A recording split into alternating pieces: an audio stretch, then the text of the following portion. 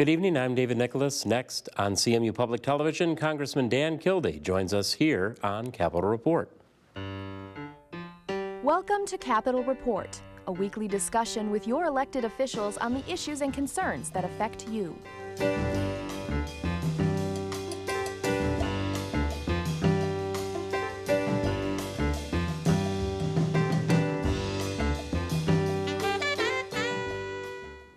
And thank you for spending part of your Tuesday evening with us.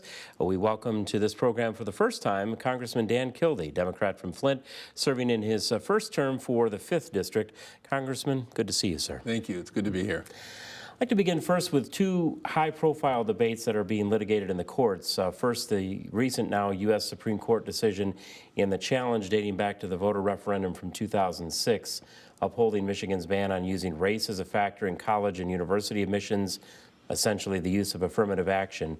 With the 15 public universities in the state, including the Flint campus of the University of Michigan, your reaction to the decision and thoughts on what the impact will be moving forward? Well, I was disappointed. Disagree with the Supreme Court decision. It was a split decision, so obviously there's some division of thought even on the court. But I think it's a mistake.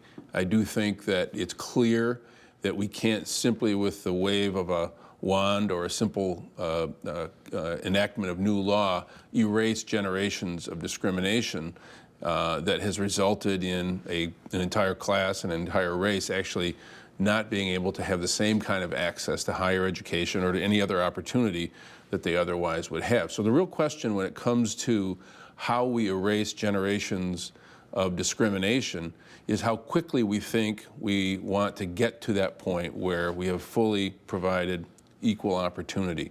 I don't think we're there yet, and I think it is completely justified for Michigan and other universities to try to get to that place faster than simply allowing the slow march of time to erase what was a generation of discrimination. I don't have a chart here, and to be honest, didn't look up the exact figures, but if you take Michigan as a whole then, and this that was passed by the voters, how would this stack up in general terms if we look at other states on down the line, which in turn each have their own university systems and the like? When we look at then where students may be going and sort of that overall impact on applications and students going off to school. Well, it clearly will have an effect on admissions. We've already seen that since the ban was enacted, that there's been a significant, sharp reduction in African American students in particular being admitted to our public universities. The issue really is multiple, has multiple facets to it. One of them that I think is important to note is that the university experience itself is not simply the experience of sitting in a classroom and having information conveyed, trying to absorb it, and then taking a test. The university experience is intended, in my view, to be an experience of many cultures, many individuals from different parts of the world, different walks of life, different aspects and different facets of our society coming together and learning not just from their instructors, but from one another. And when we have a university system that doesn't embrace diversity, then I think we lose some of that. So I think it's not good for Michigan. Now, the other issue in the courts, and this is still ongoing clearly as we sit down today, regards the 2004 voter referendum regarding same-sex marriage. The U.S. District Court in Detroit in March declaring it unconstitutional, 300 marriages performed. U.S. Sixth Circuit Court in Cincinnati weighs in, and now, as we all expect, this likely to go on to the U.S. Supreme Court as well. There has been some question, at least at the state level, as to the recognition either here, Attorney General Holder weighing in as to the recognition of those marriages that were performed. Again, the reaction of what it means, obviously locally here at home to those individuals, but also the picture that it sort of presents and right. How it frames Michigan nationwide. Right. Well, I think Michigan needs to be on the right side of history. I'm a full supporter of marriage equality, and in fact, I wrote a letter to Attorney General Holder asking that he recognize from a federal standpoint those marriages that took place during the period that the court had ruled but had not, the Court of Appeals had not issued their stay. I would prefer that the Attorney General of Michigan, Mr. Kildee, and the governor not pursue an appeal. The federal courts have spoken. I don't think they want to or anybody in Michigan wants to look back 20 or 30 years from now and have the same sort of embarrassment and regret that many have had about the position that they took on other civil rights questions. To me, this is a basic question of equality, and I don't think in this country or in this state people ought to be discriminated against based on who they love, nor should they be prohibited from entering into the same kind of sacred or legal relationship that a couple that is not a same-sex couple can enter into. Those protections are important. And marriage, is defined under the law. There are many protections that marriage provides that other forms of civil unions do not. So this is really, it boils down to a question of equality. The president has been on the road with another big issue in our current debate, ongoing debate, and that involves the minimum wage. He's been here to Michigan campaigning as well. The proposed increase to $10.10, and then to the federal minimum, the state rate currently at $7.40, and talk at the state level of not only to increase it but to index it to inflation. Fuels a lot of debate from both sides, workers and business owners, as to short and long-term impacts on the economy. In your view, can the overall state economy sustain such a structural change? If we look at, and for instance too, for $7.40 here, would a 10.10 federal completely override? For those that don't know how those things break down, would we then at a state level be jumping up to having to maintain that federal standard? So first of all, on that question, yes, we would. The federal minimum wage generally is the starting point. Other states, Michigan included, have a minimum wage that is above what the current federal minimum wage would be. I actually think that even in the not too distant future, a higher minimum wage is actually better not only for workers but for business. Henry Ford figured this out over 100 years ago, that if you pay your workers a decent wage, not only will they create a good product for you, but they'll also be in a position to be a customer. He understood that if he's going to build Model Ts, he wants somebody who can buy them as well, and he made his own workers capable of purchasing the product that they were building. Unfortunately, what's been happening here in the United States over the last few decades is a continual decline in the purchasing power of middle and lower income workers, and we've got to correct that. I do think increasing the minimum wage in the long term and in the not too distant future would have the effect of strengthening our economy by creating a stronger consumer class. But I also think, just fundamentally, we ought not have a minimum wage in this country that puts a person in poverty.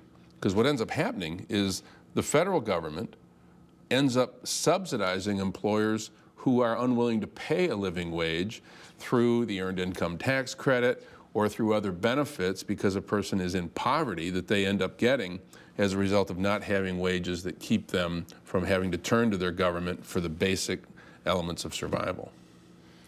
Also on that economic front, and through that lens, Washington, as you certainly know, has come up against several deadlines when it comes to the extension of unemployment insurance. It's been tied to the ongoing and lingering effects of the recession. And where are we currently then in terms of the number of weeks for benefits, that next impending deadline, and where can we point to enough economic improvement to perhaps see a point where more people are going back to work, having conditions by which he or she can move back into a job, as opposed to the reliance on some of those federal benefits? Well, first of all, I think we all would agree, Democrats and Republicans agree, that the current economy is not strong enough to offer a job opportunity to everybody who wants one. And so we have a much longer period of unemployment as people leave jobs or lose jobs. It takes, on average, 37 weeks for the individual to get the next job that they will get. That's nationwide. I assume in Michigan it takes even longer, though I haven't seen data one way or the other, but our unemployment rate is much higher than the national average, so the presumption is it takes longer.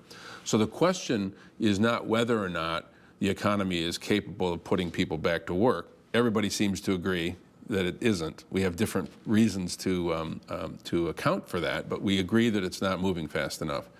So the question is, what should we do about it? My view is we should continue with the extended federal unemployment compensation. In Michigan right now, if you lose your job, you've got 20 weeks of unemployment.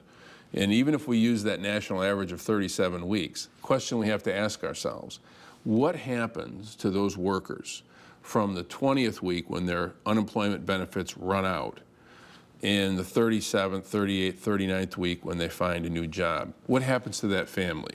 Do they lose their house? Do they lose their car? Are they evicted from their apartment? Is the family split up in order to just have a roof over the heads of the people who live there? The damage that can be done during that period can take generations to fix. And that's the whole reason that the federal government provided emergency unemployment benefits. Even President Bush, who's certainly no left-leaning liberal, he signed emergency unemployment benefits in 2008. Clearly the economy justifies it. The way we sit right now, the Senate has passed a 5-month extension of emergency unemployment benefits, which would take the Michigan worker from 20 weeks to 56 weeks. I introduced companion legislation literally about 20 minutes after the Senate acted. I went to the floor, introduced House Resolution 4415. I have about 160 co-sponsors already for that legislation, which would extend for an additional 5 months unemployment. I hope we do it.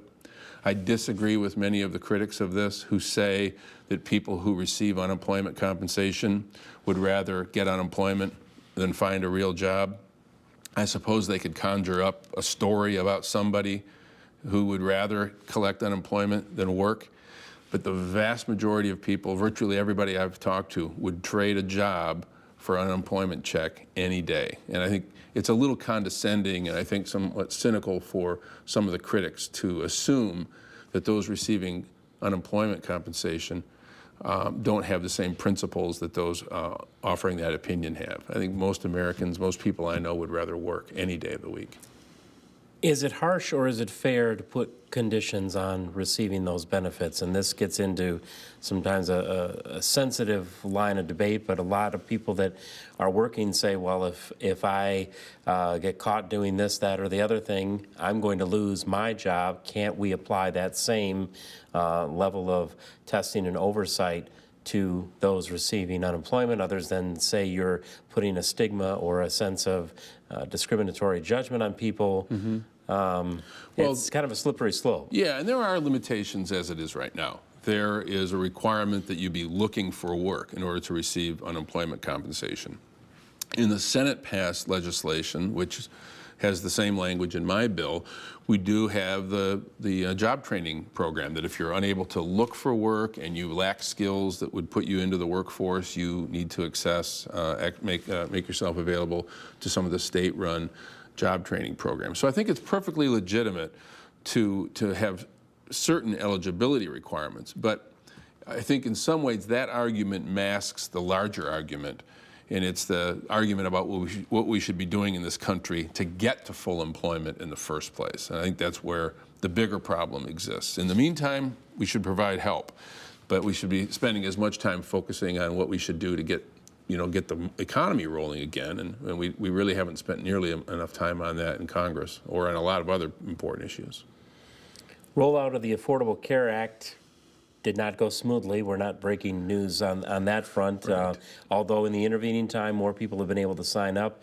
But moving beyond that often extended deadline for the first enrollment period, what is the latest assessment? I guess from the standpoint of when you're in Washington and those that are overseeing it and what you're hearing when you're back in district for those that have either been trying to go through, have had difficulties, and as we look at the numbers and how it is being implemented, what's the take?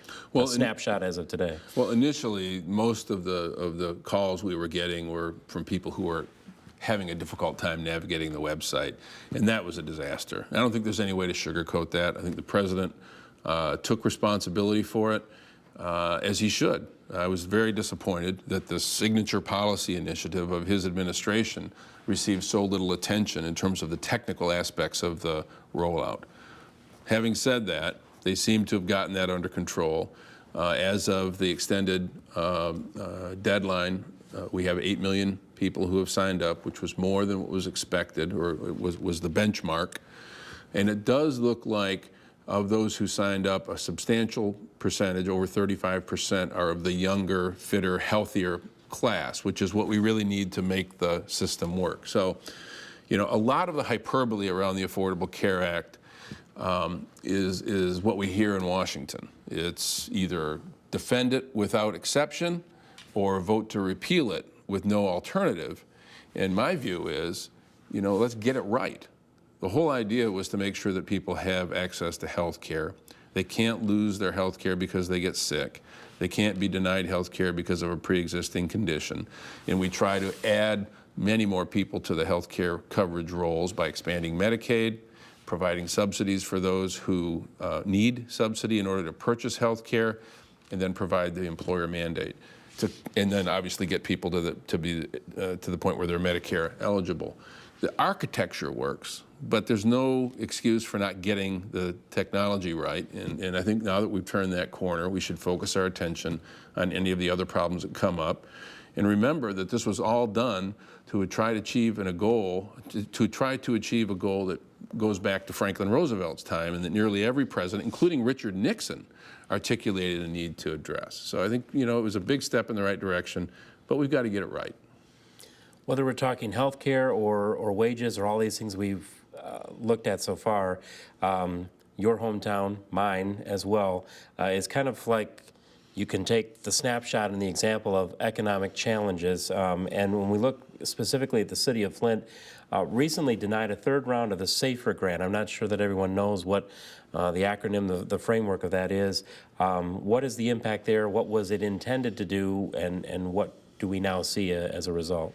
Well, just to start with the SAFER grant, that's a program under FEMA that provides direct support to police and fire to provide a backstop for communities that have lost tax base and are losing firefighters in this case.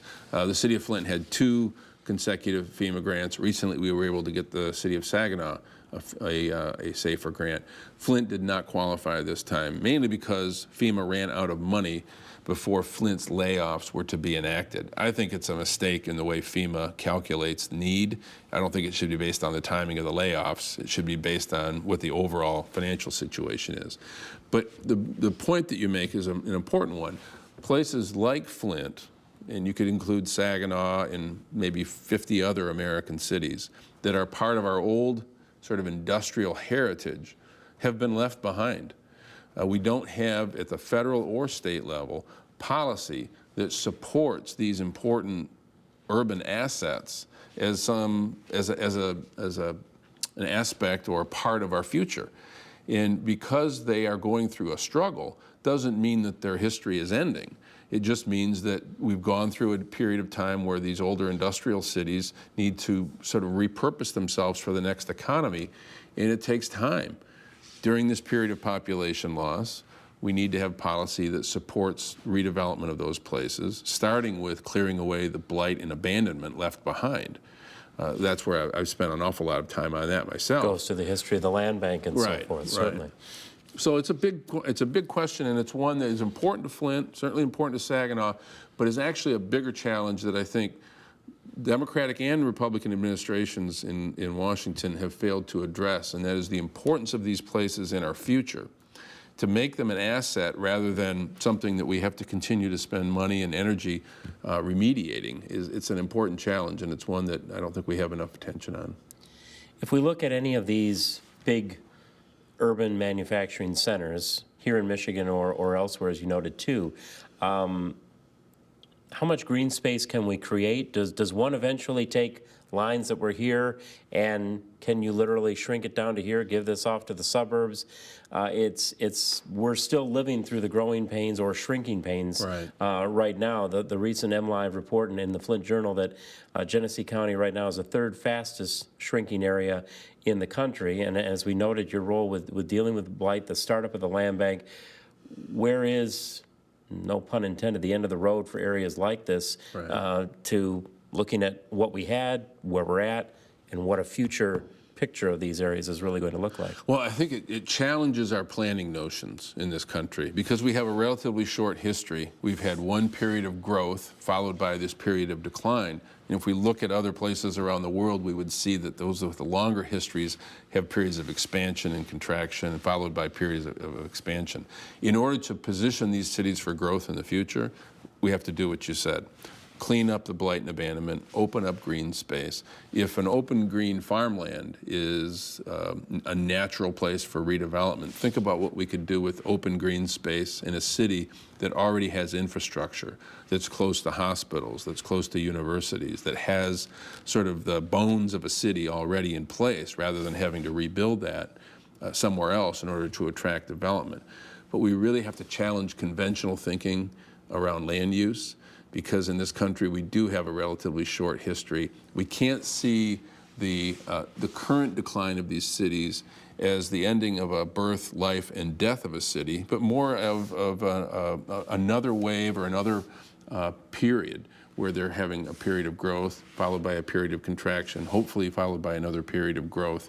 And the future looks much brighter if we understand that, rather than trying to consign these cities to be the put on the scrap heap. But the big drag on that is when you look at the size of a city or cities like this that have many, many fewer people, shorter or smaller tax base to draw on, and yet still all of the infrastructure that needs to be maintained, services to a certain level that needs to be maintained, and then the idea of if it's going to grow again, then do we undo the green space and start building? That's one of those crystal ball kind of questions, I guess, in the last couple of minutes. It's interesting to look at what the future is going to be. It's tough, and it requires us to think about how we preserve that infrastructure, but not have to maintain that infrastructure to the same level we would as if there were people living there and using it. Flint had 200,000 people. Now it's probably around 100,000 or less. But we can't support the grid that was once built there. But what we can do is mothball it, set it aside, and hopefully use it again in the future, but not continue to pay for it as if there were still 200,000 people here. In our last couple of minutes, I wanted to kind of cycle around.